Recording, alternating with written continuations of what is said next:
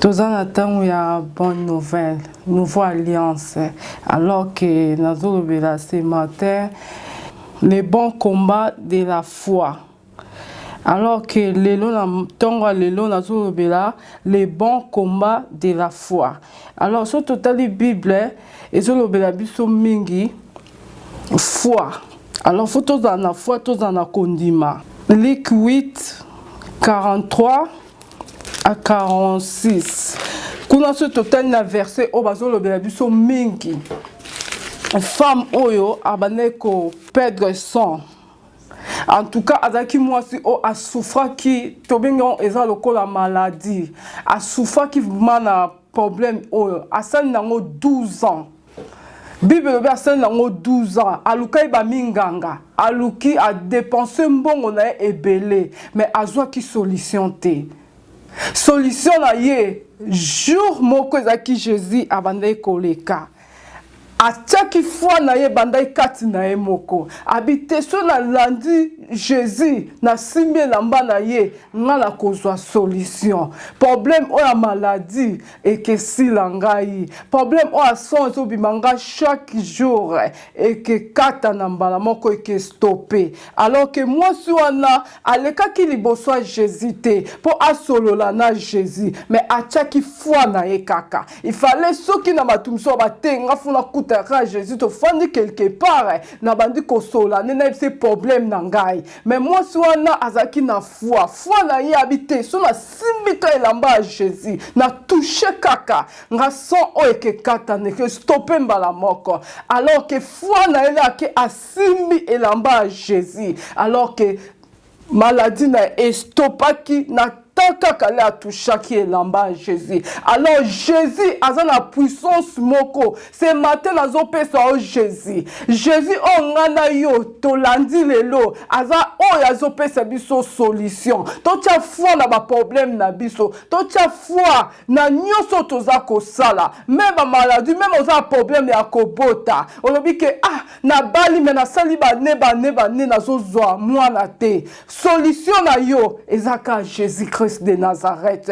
Au croit que na ba minganga totali mwasi oyo a perdre son ba nebele 12 ans akela minganga a dépenser ba mbongo azwa ki solution te mais un jour à mon Jésus habité nga so na simbela mba Jésus ngala ozwa solution alors na tongo lelo peut-être ngozana ozoluka moi tika na ebisa yo simbaka Jésus on a pesi on a tongo lelo c'est matin simba Jésus kende pe na ba shop kende na ba magasin loke na magasin somba bilamba mwana so za besoin ya mwana ya mwasi somba ba couleur ya pink ba couleur pink so za mobile somba ba bleu so sombi ba couleur somba bilamba nyonso ba couche ya kotia na ndaku o mona ke yango wana nde foi na yo alors foi wana yango zo simba mwana confier quand na Jésus ou alors yo kozwa solution na problème oza nango peut-être oza maladie minganga balembani peut-être que musala obi ke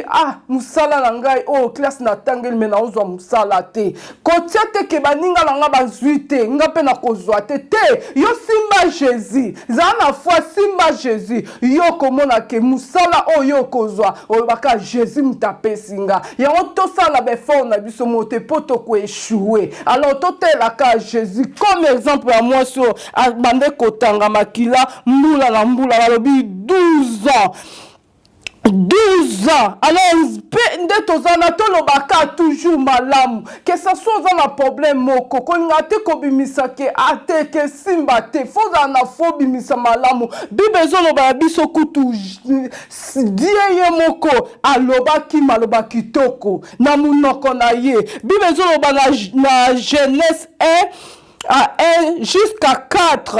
Raison le que la terre ezalaki vide, ezalaki ne lokote, ne bande la mokili, mais nzambe alobaki kaka, afandi akanisa bite, fona lo nasala biloko na mokili oyo. Nzambe bandika koloba, alobete lumière et salama, alobaki. Alors, faut que le bakabi, à l'air aux la foi, faut que le bakamalam, au moment que malam nyoso zoloba, ezo sa lema. alors faut tozala na foi tozala na kondima okomona nyonso na vie na yo eza pete okosala effort moko te koluka na makasi na yo moko te okomona nyonso eza facile na oyo nyonso oza kosala alors ke na ntongo ya lelo tika ete nzambe apambola yo apambola baoyo nyonso baza kolanda biso na moma ya lelo bazwi ntan na bango ya koyoka ngai tika ete nzambe apambola bino mingi oyo nyonso yo kosimba epambwama na baoyo mpe bazwi ntan ya kolanda te peut-être bazalaki presse na ntongo ya lelo kokende misala kokende mpe tika te